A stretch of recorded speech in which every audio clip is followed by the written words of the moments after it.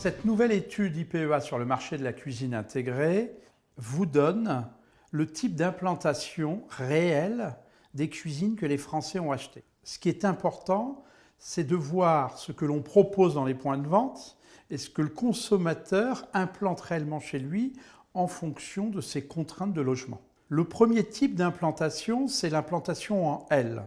Ça représente plus de 40% des volumes de cuisine implantés.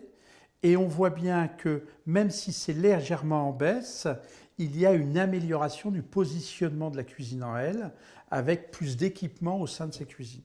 Le deuxième type d'implantation, c'est la cuisine en U.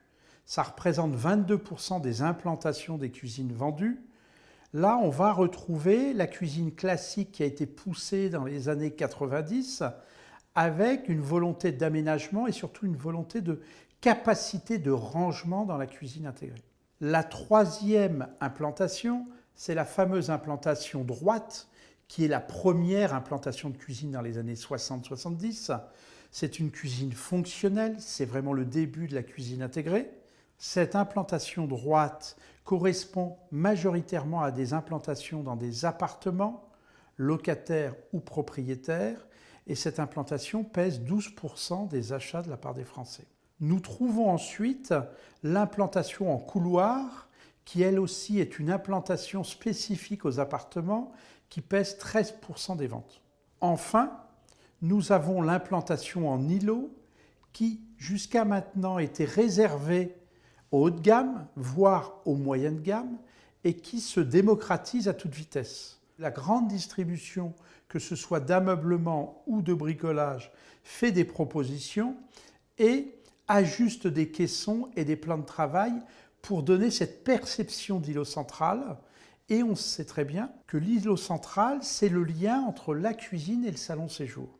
Les façades sont de plus en plus uniformes, puisque 80%, que ce soit en volume ou en valeur, ce sont des portes planes. On voit arriver depuis quelques années des portes foncées qui permettent de se démarquer par rapport au best-seller historique, la cuisine blanche, et au nouveau best-seller qui est la cuisine vanille ou crème, qui a tendance un tout petit peu à perdre de la part de marché.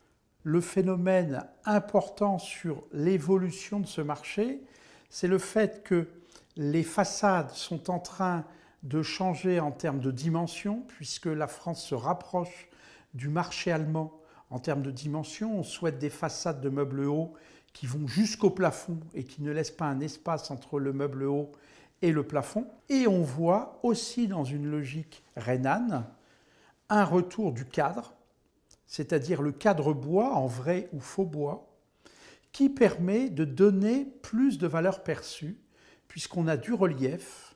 Et donc cet effet cadre, c'est un best-seller chez certains spécialistes et c'est un best-seller chez des acteurs de la grande distribution qui, n'ayant pas le temps d'expliquer les différences de niveau de gamme aux consommateurs, jouent la valeur perçue pour expliquer que le produit est de meilleure qualité et d'un niveau de gamme supérieur.